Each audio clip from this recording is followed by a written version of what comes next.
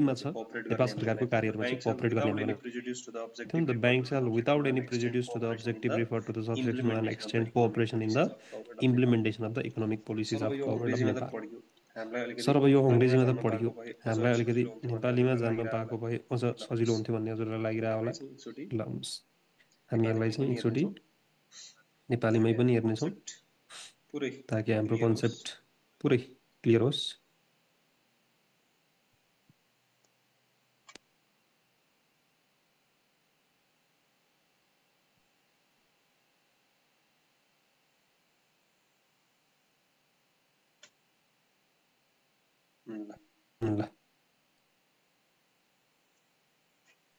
अब यहाँनिर पढ्न सक्नुहुन्छ जस्तो बैंकको उद्देश्य भनेको छ बैंकको उद्देश्य यो उपदफा 1 भयो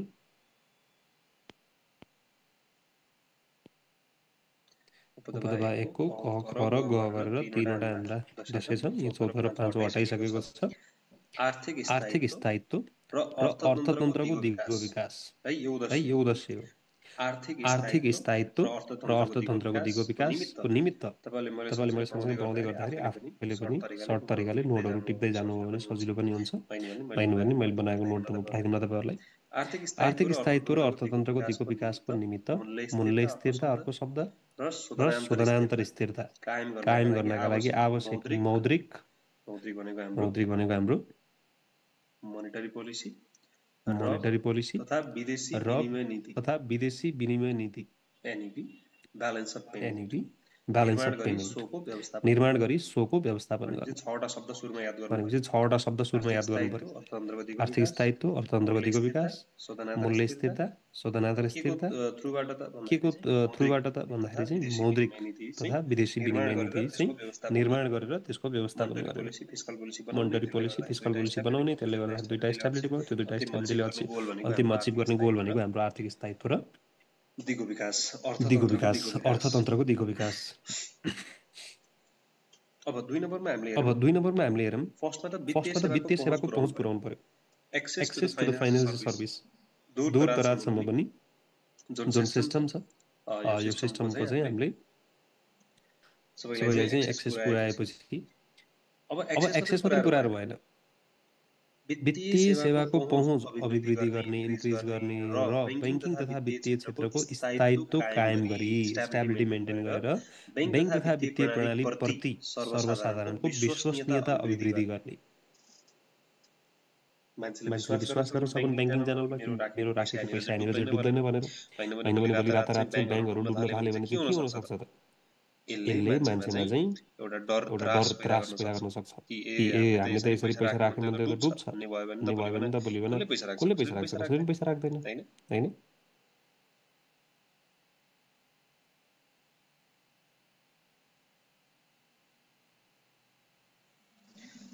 र अन्तिममा छ हाम्रो भुक्तानी प्रणाली यानि पेमेन्ट सिस्टम सुरक्षित स्वास्थ्य र सक्षम भुक्तानी प्रणालीको विकास गर्ने है शब्दावलीहरू चाहिँ आफ्नो लागि स्ट्रङ बनाउँदै जानु होला त्यसको लागि चाहिँ निरन्तर हामीले अध्ययन गर्दै गयौँ भने आफै यो बढ्दै जाने कुरा हो त्यसपछि उपदफा 1 बमोजिमको उद्देश्यमा कुनै प्रतिकूल प्रभाव नपर्ने गरी है यो माथि अहिले जो 3वटा हामीले उद्देश्य पढ्यौँ अब भोलि बिहान देशमा चाहिँ आर्थिक स्थायित्व गर्नु छ तर चाहिँ सरकारले अपोजिट उद्देश्य लिइरहेको छ भने त्यहाँ राष्ट्र ब्याङ्कले सपोर्ट गर्दैन माथिका 3वटा हाम्रा जुन उद्देश्य छन् राष्ट्र ब्याङ्कका उद्देश्य छन् त्यसमा चाहिँ प्रतिकूल असर नपर्ने गरी सरकारका आर्थिक नीति अब राष्ट्र ब्याङ्क भनेपछि अभियसली आर्थिक पाटोमा चाहिँ बढी जोडिएको हुन्छ आर्थिक नीति कार्यान्वयनमा सहयोग पुर्याउनेछ आर्थिक नीति इम्प्लिमेन्टेसनमा यसले के गर्ने भयो त हेल्प गर्ने भयो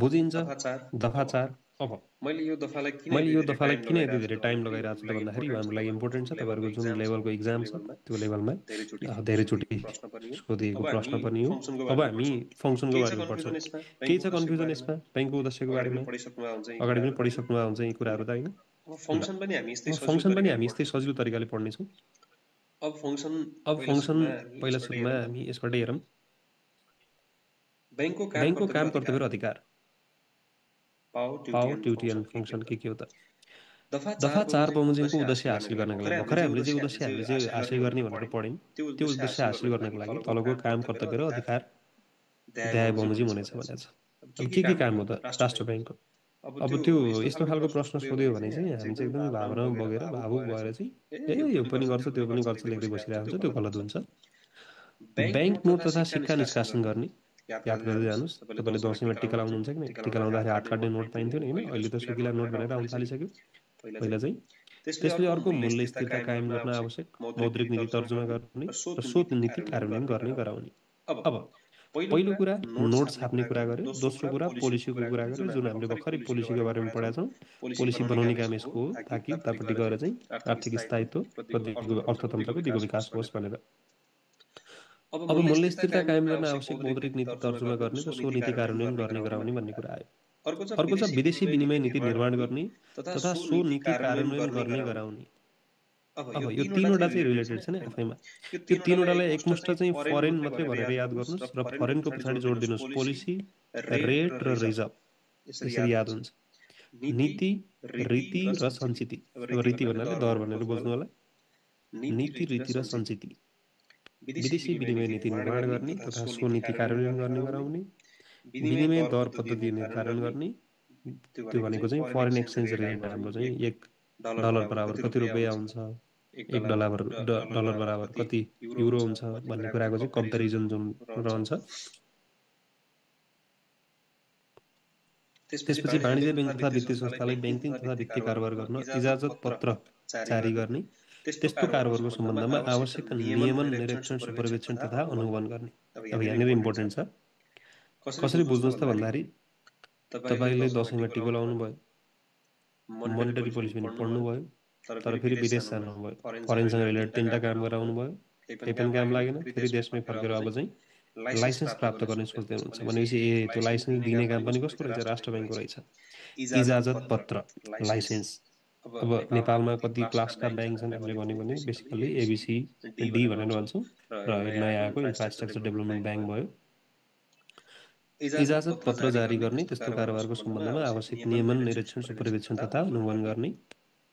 बचत तथा ऋणको कारोबार गर्ने सहकारी संस्थाको नियमन, परीक्षण तथा सुपरभिजन सम्बन्धमा निर्देशन तथा मापदण्ड जारी गर्ने। है, बचत तथा ऋणको कारोबार गर्ने सहकारी संस्थाको नियमन, निरीक्षण तथा सुपरभिजन सम्बन्धमा निर्देशन तथा मापदण्ड जारी गर्ने।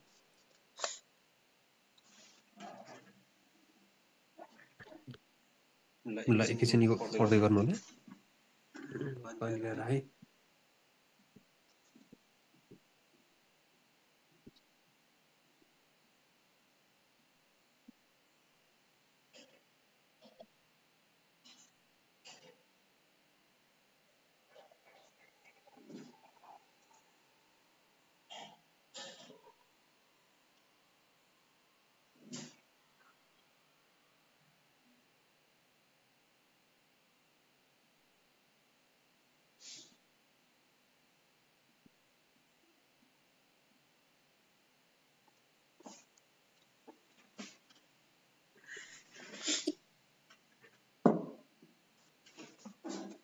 ल ठिक छ। भनेपछि लाइसेन्स प्राप्त गर्ने कुरा नि बुझ्यौँ। अब तपाईँले बुझ्नुपर्ने कुरा यो दुईटा छ है, 6(1), 6(2) भनेको छ अथवा 6(1), 6(2) भने पनि हुन्छ। यो चाहिँ सहकारीसँग रिलेटेड कुरा। जस्तो बचत तथा ऋणको कारोबार गर्ने सहकारी संस्थाको भनेको सेभिङ एन्ड क्रेडिट जसले बचत ऋण दिने लिने कामहरू गर्दछ, सहकारी संस्थाको के कामले गर्छ है? नियमन, निरीक्षण तथा सुपरिवेक्षण। नियमन, निरीक्षण तथा सुपरिवेक्षण, मोनिटरिङ, सुपरभिजनको कामहरू हैन, रेगुलेटिङ, मोनिटरिङ र सुपरभाइजिङ सँग सम्बन्धमा निर्देशन तथा मापदण्ड जारी गर्ने, यानि कि डाइरेक्टिभ दिने अथवा चाहिँ हामीले रुल्स रेगुलेसन चाहिँ यो हो भनेर भनिदिने काम गर्यो। र दोस्रो दिएको छ फेरि 50 करोड रुपैयाँ भन्दा बढी शेयर पुँजी भएको वा सो रकम बराबरको वार्षिक कारोबार गर्ने, कि त क्यापिटल आइ छ अथवा क्यापिटल छैन भने त्यो बराबरको कारोबार गरिरहेको छ कसैले, वा भनेको छ है। यहाँनिर चाहिँ आइदर अर भन्ने कुरा बुझ्नु पर्यो। वार्षिक कारोबार गर्ने सहकारी संस्थाको वित्तीय सुशासन तथा जोखिमको आधारमा सहकारी विभागको अनुरोधमा सहकारी सम्बन्धी प्रचलित कानुनको समेत अधिकार प्रयोग गरी नियमन, निरीक्षण तथा सुपरभिजन गर्ने। सर माथि पनि त नियमन निरीक्षण गरिसकेका थियौँ। अब तल विशेष गरी वित्तीय सुशासनसँग रिलेटेड तपाईँहरूको लोनसँग रिलेटेड कुराहरूदेखि लिएर रिस्क एनालाइसिससँग रिलेटेड कुराहरूदेखि त्यसलाई बढी फोकस गर्ने। 50 करोडभन्दा बढी क्यापिटल भनेको पुँजी तथा 50 करोडभन्दा माथि चाहिँ टर्नओभर भएको। अब अर्को छ नेपाल सरकारको बैंकर सल्लाहकार तथा वित्तीय एजेन्टको रूपमा काम गर्ने। हेर्नुहोस् त माथि लाइसेन्स दियो, आएर सहकारीलाई सम्हाल्यो र अब नेपाल सरकारको बैंकर, सल्लाहकार र वित्तीय एजेन्ट, फाइनेन्सियल एजेन्टको रूपमा पनि काम गर्यो। र त्यसपछि हामीले लेन्डर अफ लास्ट रिसोर्ट भनेर त सधैँ पढ्ने गरेका छौँ, त्यो भनेको अन्तिम ऋणदाता। अर्थात् हामीले यसलाई के भन्ने त lender of the last resort, lender of the last resort. अन्तिममा कहीँ केही काम लागेन भने कसले सहयोग गर्छ हामीलाई? राष्ट्र ब्याङ्कले हामीलाई भने चाहिँ ब्याङ्क तथा वित्तीय संस्थाले है, वाणिज्य ब्याङ्क तथा वित्तीय संस्थाको को ब्याङ्क तथा अन्तिम ऋणदाता भनेको ब्याङ्कहरूको पनि ब्याङ्क अफ द ब्याङ्क भन्छौँ नि हामीले होइन। अर्को छ भुक्तानी फर्च्युट अर्थात् क्लियरिङ तथा हिसाब मिलान पद्धतिको स्थापना तथा प्रवर्धन गरी सो कार्यलाई नियमित गर्ने भनेको अब पेमेन्टसँग रिलेटेड सेटलमेन्टसँग रिलेटेड कामहरू पनि सही तरिकाले भइरहेछन् कि छैनन् भन्ने कुराहरूले चाहिँ यसले अनुगमन गर्ने काम गर्ने भयो। अर्को छ लिक्विडिटी, तरलता व्यवस्थापनको निमित्त आवश्यक उपकरणको माध्यमद्वारा खुला बजार कारोबार सञ्चालन गर्ने।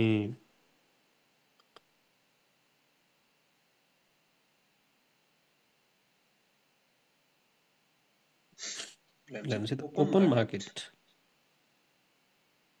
अब अहिले सरकारका जति पनि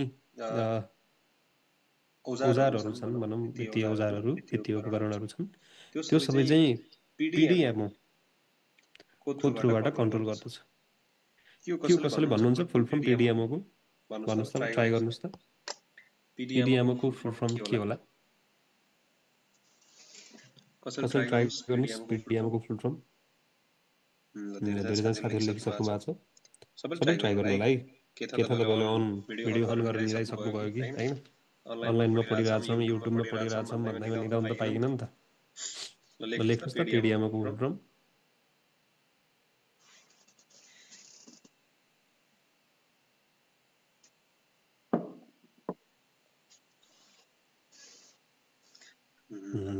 धेरैजनाले सही उत्तर दिइसक्नु भएको छ।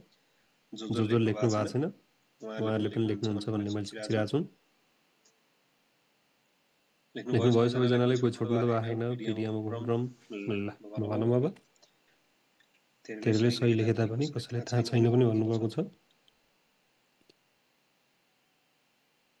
पिडिएमओ पब्लिक डेप्ट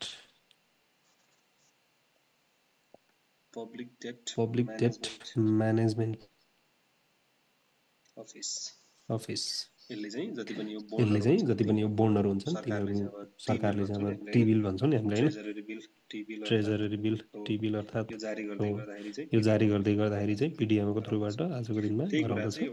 त्यही कुरा चाहिँ एउटा तरलताको व्यवस्थापन कसरी गर्ने भन्ने कुराहरूको चाहिँ खुला बजार कारोबार सञ्चालन गर्ने काम पनि राष्ट्र ब्याङ्कको पनि हो। अर्को चाहिँ यस ऐन बमोजिम ब्याङ्कको उद्देश्य हासिल गर्नका निमित्त ब्याङ्कले गर्नुपर्ने अन्य आवश्यक कार्यहरू यसले गर्ने भइहाल्यो।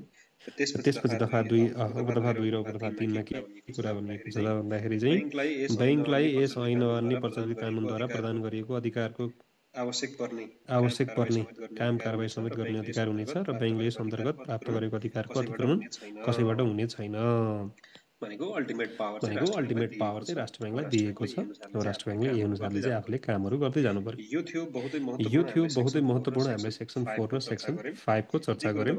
त्यही कुरा तपाईँलाई अङ्ग्रेजीमा हेर्नु मन छ भनेपछि यहाँनिर हेर्न सक्नुहुन्छ। Formulate monetary policy to issue bank note, अनि foreign exchange policy, foreign exchange rate र फरेन एक्सचेन्ज रिजर्भ बनाउँछ। र यसले चाहिँ लाइसेन्स होइन, तपाईँले चाहिँ लाइसेन्स दिने काम गर्यो ब्याङ्क तथा वित्तीय संस्थालाई। यो ब्याङ्कर अथवा एडभाइजर हो, यसलाई हामी लास्ट रिसोर्टको रूपमा हेर्दछौँ। र system of payment clearing and सेटलमेन्टका कामहरू यसले हेर्दछ। ओपन मार्केट ट्रान्जेक्सन यसले कन्ट्रोल गर्छ। र यो एफको 1 र 2 भनेर यसरी थपिन्छ।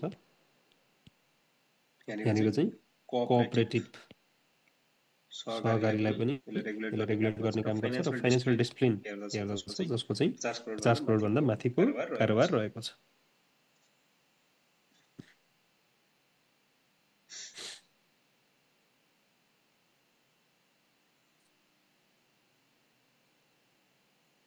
त्यसपछि अब हामी कुरा गर्छौँ अग्राधिकारको।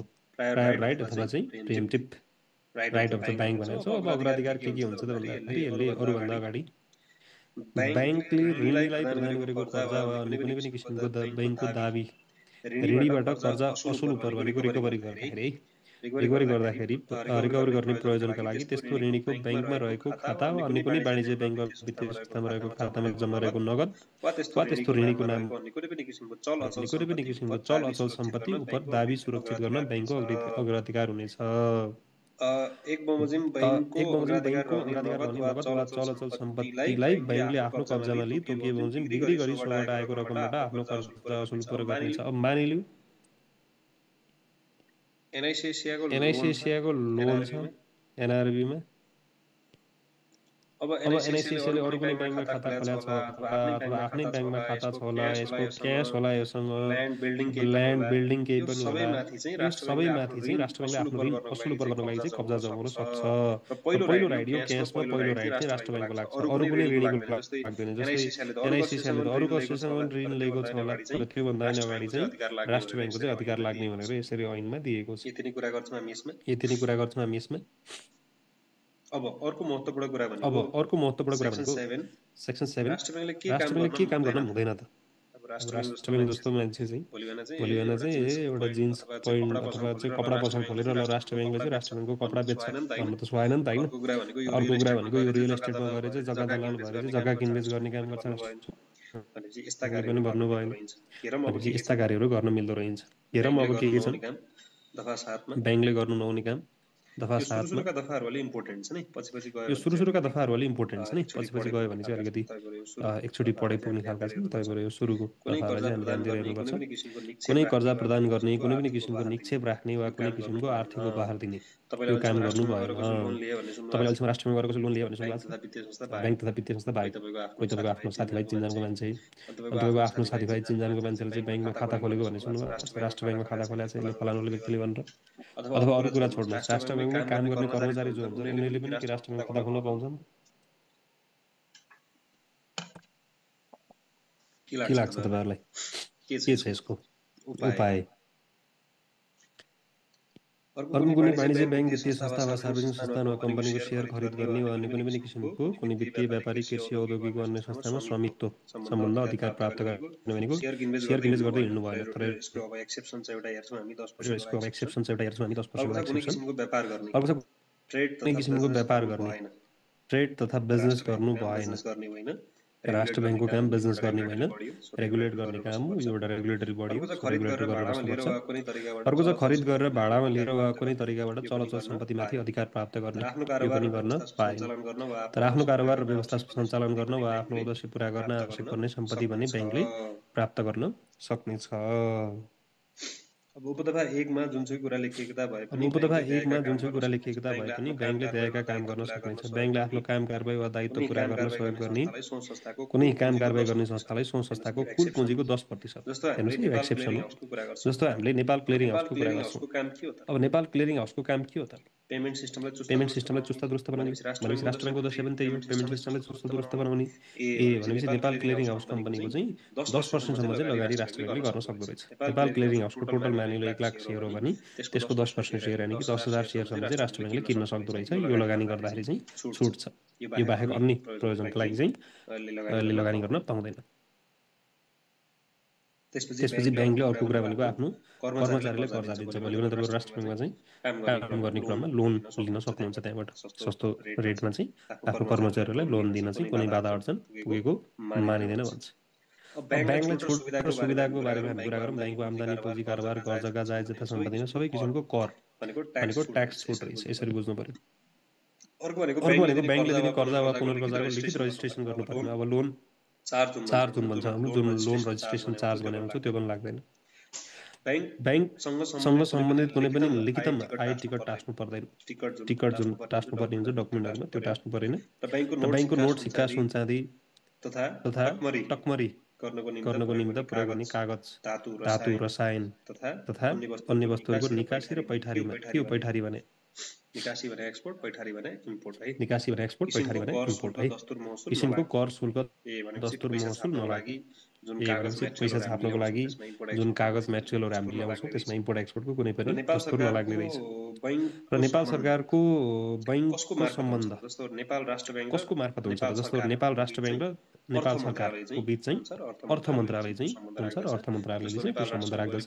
जस्तो नेपाल राष्ट्र बैङ्कको अहिले बोर्डमा हामी सेक्सन दफा 14 मा पनि हेर्छौँ कि कार्य सञ्चालक समितिमा को छ भनेर चाहिँ अर्थ मन्त्रालयको व्यक्ति त्यहाँनिर आउनुहुन्छ र सार्वजनिक निकायसँग समन्वय गर्ने, सबैसँग इन्फर्मेसन माग्ने, दिने कुराहरू र अन्तर्राष्ट्रिय सहयोग तथा सम्बन्धका कुराहरू गर्ने। अनि त्यसपछि 12 मा सार्वजनिक सूचनाको प्रवाह, जे इन्फर्मेसन छ त्यो दिनु पर्यो र खाता सञ्चालन तेरो पनि महत्त्वपूर्ण छ कि नेपाल राष्ट्र बैङ्कले खाता खोल्न पाउँछ अथवा पाउँदैन। पहिला सुरुमा 3टा कुरा याद गर्नुहोस् कसले पाउँदैन भनेर। कुनै व्यक्ति तपाईँ हामी जस्तो व्यक्तिले पाउँदैन, कुनै उद्योग बिजनेस कारखानाले पाएन र कुनै राजनीतिक संस्था यानि कि पोलिटिकल अर्गनाइजेसनले चाहिँ राष्ट्र बैङ्कमा खाता खोल्न पाउँदैन। कसले पाउँछ त? सरकारी निकाय, वाणिज्य बैङ्क, कमर्सियल बैङ्कहरू तथा अन्य वित्तीय संस्थाहरू, सार्वजनिक संस्थानहरूले खोल्न पाए, जस्तो विदेशी नियोगहरूले खोल्न पाए, विदेशी केन्द्रीय बैङ्क, फरेन सेन्ट्रल बैङ्क जस्तो इन्डियाको आरबिआईले खोल्न पाए, विदेशी बैङ्क तथा अन्तर्राष्ट्रिय सङ्घ संस्थाका लागि खाता खोली सञ्चालन गर्न सकिन्छ। यस्तो खाता खोलेर सञ्चालन गर्ने प्रक्रिया बैङ्कले तोके बमोजिम हुन्छ।